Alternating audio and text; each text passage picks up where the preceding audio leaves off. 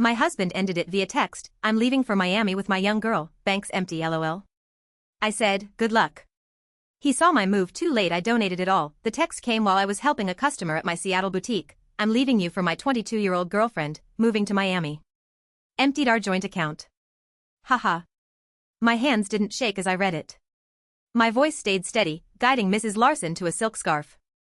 Only a slight tightening around my eyes betrayed that my husband of 12 years, David, had just torched our marriage via text. I waited until Mrs. Larson left, her purchase wrapped in our signature teal paper, before typing back, "Good luck. I'm Ellen Harper, 38, and I'd just received the cruelest goodbye imaginable." But while David was likely gloating, picturing me in tears, I locked up my boutique, calm as ever. The signs had been there for months: late work nights that didn't match his deposits, new passwords on his phone, his sudden obsession with the gym, new clothes chasing a youth he'd lost. 3 months ago, I'd found a receipt for a $200 dinner for two on a night he'd claimed to be working late. That same day, I opened a separate account at a different bank. When he suggested combining our accounts to simplify things, I agreed cheerfully, moving my personal savings to the new account. The joint account he'd just emptied held just enough, 2 months of regular deposits, to keep him from suspecting. The rest was safe, along with records of every shady transaction he'd made over the past year. My phone buzzed again. "Don't beg. Jessica and I leave tomorrow. I'll send for my stuff." Jessica, his firm's new receptionist. I'd met her at the company holiday party, watched her laugh too loud at David's jokes, her hand lingering on his arm. She was young enough to be his kid, naive enough to think she was unique. I didn't reply. I called my lawyer, hired 2 months ago after finding hotel charges on our credit card. "It's time," I said. He made his move. "Papers are ready," she replied. "I'll file tomorrow." "Serve him in Miami?" "No rush," I said. "Let him think he's won." Another text from David: "This must be hard. You're not getting younger. At least your little shop will keep you busy."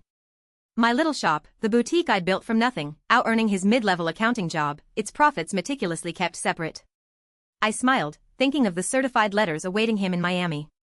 I spent the evening in my house as mine, inherited from my grandmother, kept in my name despite David's nagging to add his. Another instinct that paid off. Sorting papers for my lawyer, I found our wedding album. David looked different then, before his midlife crisis turned him into a caricature, tight shirts on a softening gut, slang jarring from a 45-year-old's mouth, trying to blend with his office's 20-somethings. His texts kept coming, each more arrogant. "Planned this for months. Jessica gets me like you never did. You'll be fine, maybe find someone your age. Told my family. They agree we grew apart. Nobody's fault." I screenshotted each one, adding them to my evidence folder. His casual admission of premeditation, his glee at emptying our account, my lawyer would eat it up. The last text stood out: "Used the joint card for our flights and hotel. My parting gift. LOL. Perfect." I called the credit card company. "Mrs. Harper, how can I assist?" "Report fraudulent charges and cancel a card." I listed 2 first-class Miami tickets, a Royal Palms hotel booking, and removed David as an authorized user. Proof of fraud?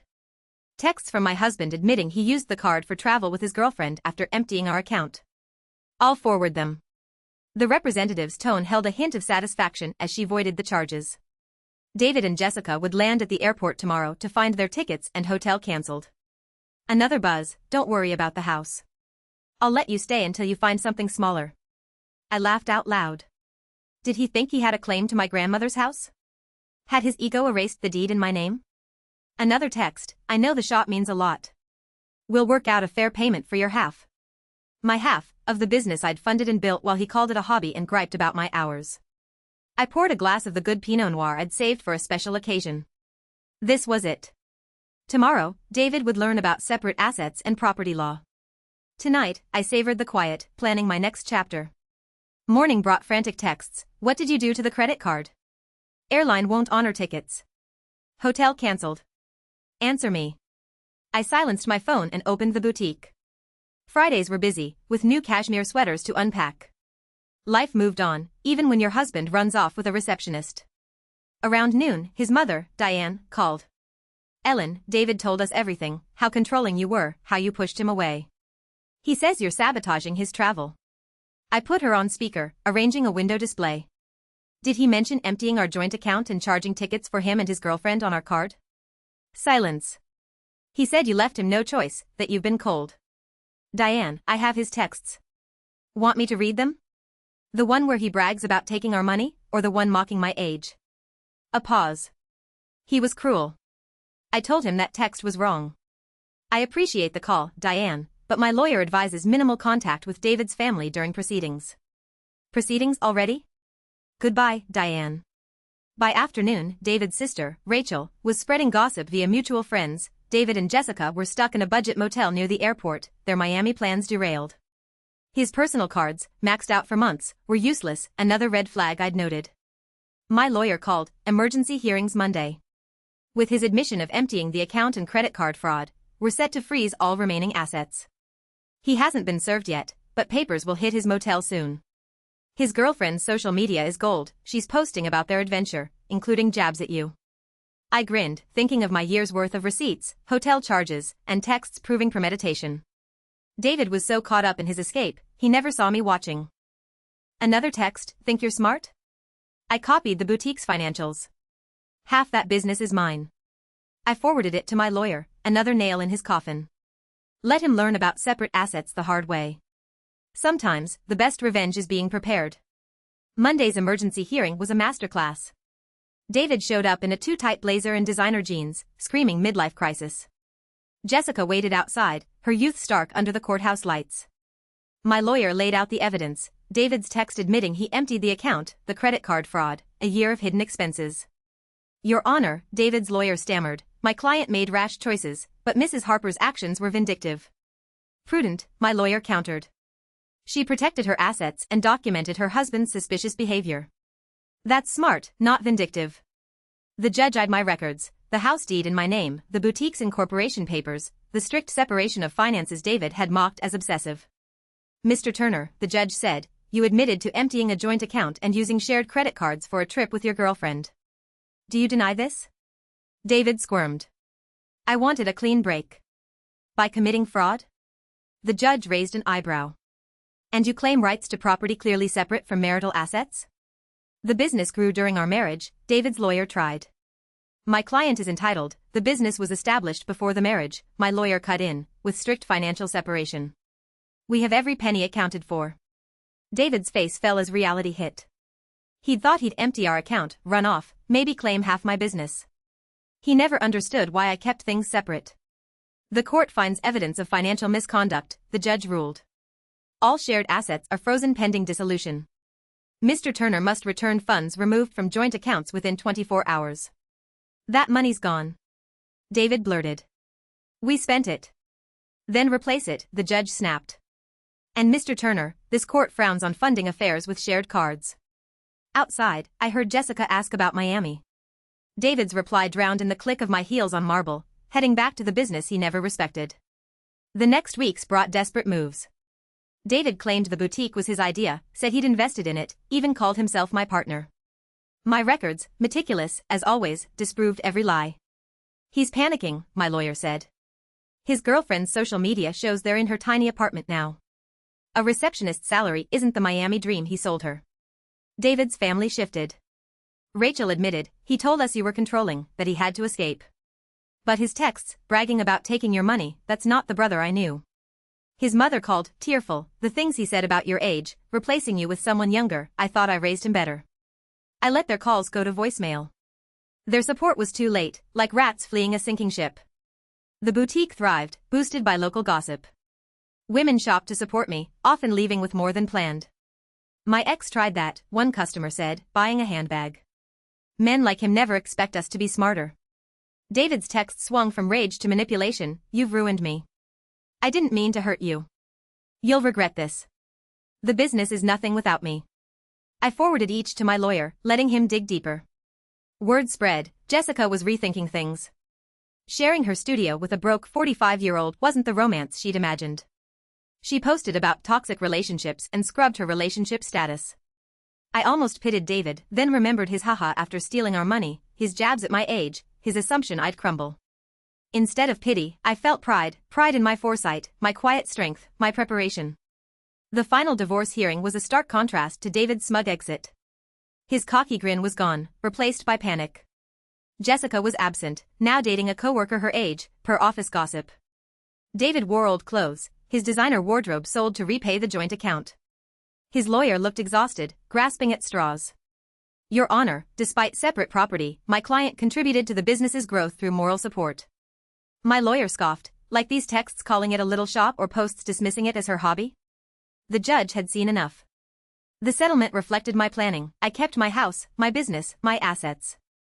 David got his car, worth less than its loan, and his clothes. You've destroyed me, he hissed outside.